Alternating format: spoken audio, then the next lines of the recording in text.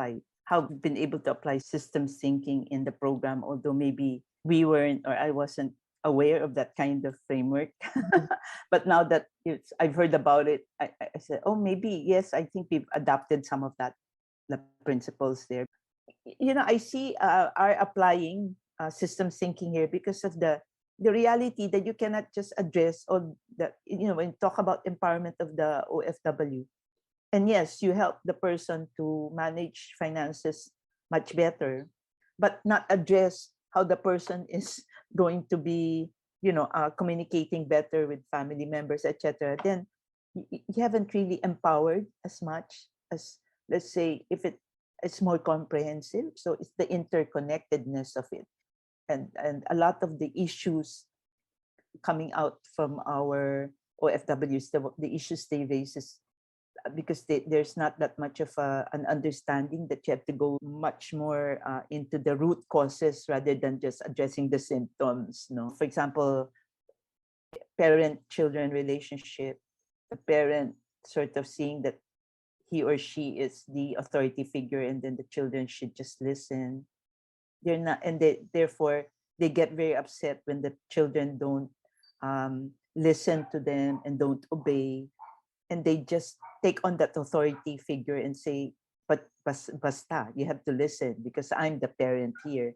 And that's such an old style, but so many parents still practice that because they don't know any better.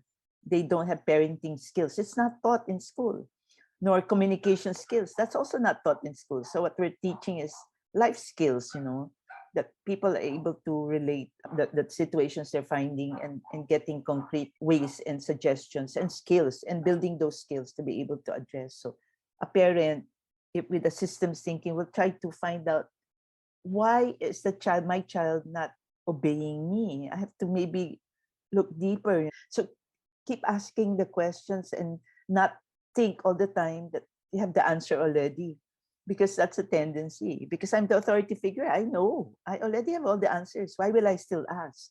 So even breaking that is already a major challenge, no? Because once that's broken, and once I think the migrant or anybody else in general realizes that in the first place, I must be humble enough to know I don't have the answers, not all the answers. I may have one or two or some.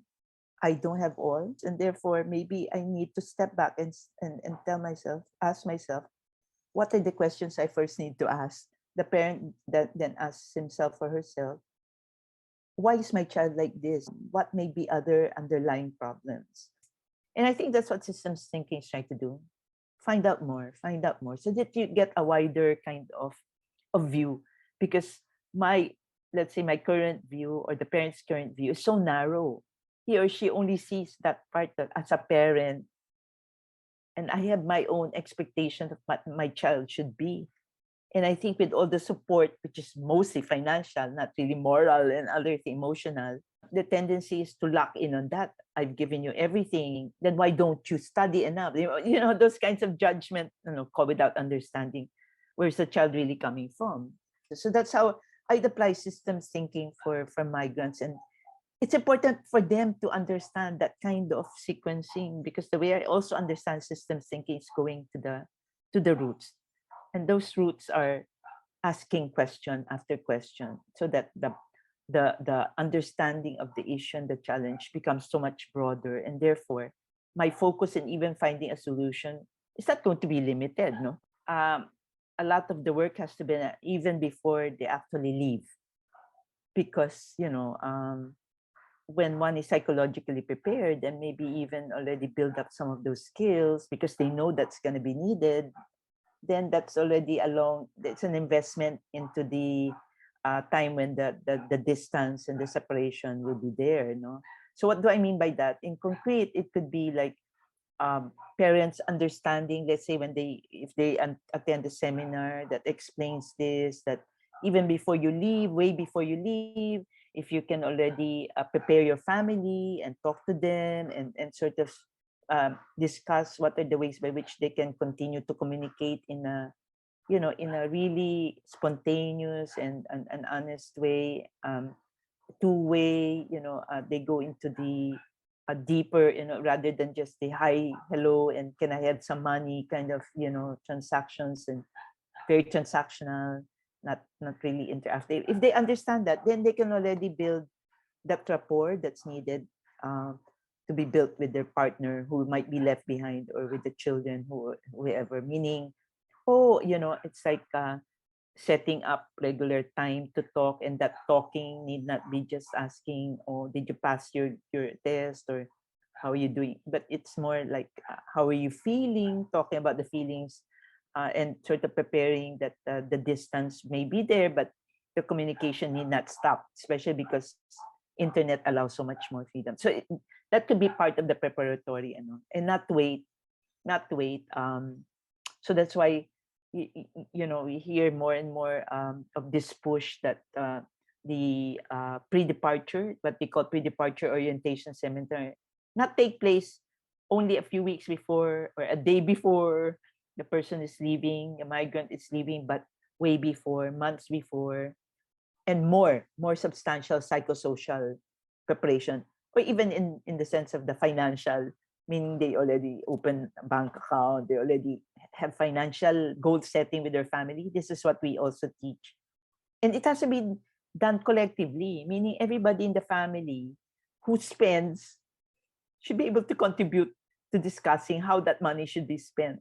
And all the family members who can contribute to the income of the family, no matter how small, everybody contributes, so that everybody knows this is what is the financial goal of the whole family, so that the migrant family member can return soon enough, etc. So it's that connectedness, I think, that systems thinking is able to also to show, not isolated to the family.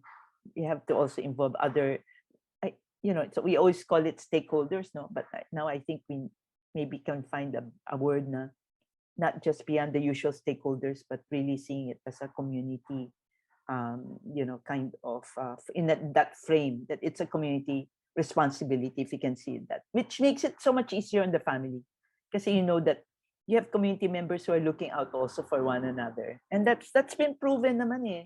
When you have let's say a clan or a or the community sort of being there, and that support, you're not feeling so alone. You're not, you feel that, and then maybe there's also incentive to go back home sooner. And for me, the whole idea that excited me about the system thinking, and maybe getting people to sort of look at it and appreciate it, is it widens the analysis.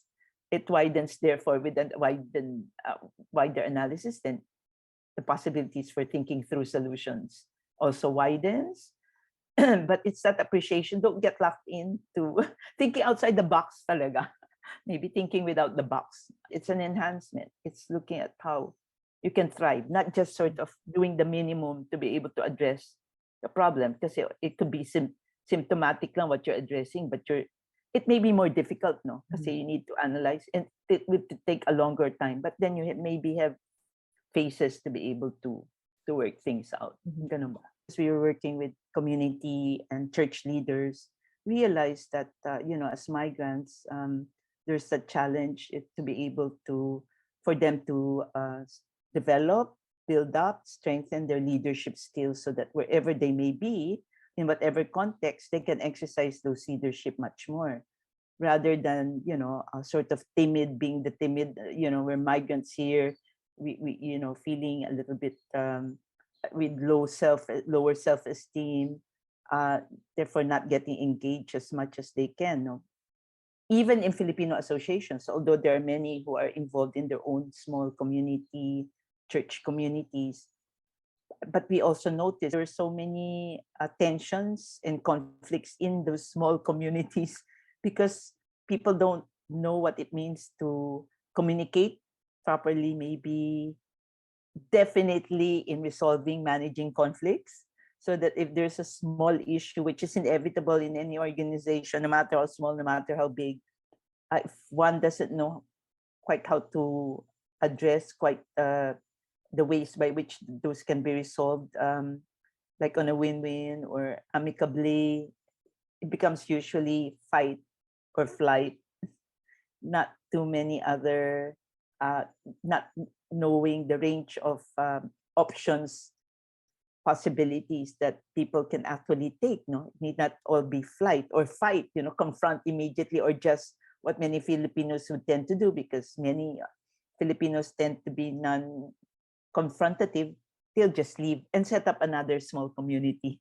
So that's why fragmentation of communities of those organizations was happening, and even the church, authorities, if we can call that, in Rome, were wondering how come there's so many communities. It's very hard to sort of group. And then our chaplain would explain that these communities are not necessarily growing in number. They're growing in the number of organizations, not in membership, because they tended to divide. But that seems to be not a fairly common story, not just in Italy but in other places, that where there are conflicts, because we are not skilled in communication and conflict resolution techniques and approaches and strategies. Our menu, our range of options are really fairly limited. Whereas if we put this in our leadership program, how to communicate better, so it's not just within organizations but in the family, parents and children, or among partners, then small things can be resolved fairly easily, because you now know how to listen, and that's one of the first things you say. So key to communication is the ability to listen and not already think about what to say even before the person has answered anything. Those are very small things, but it's not in the consciousness of so many people. So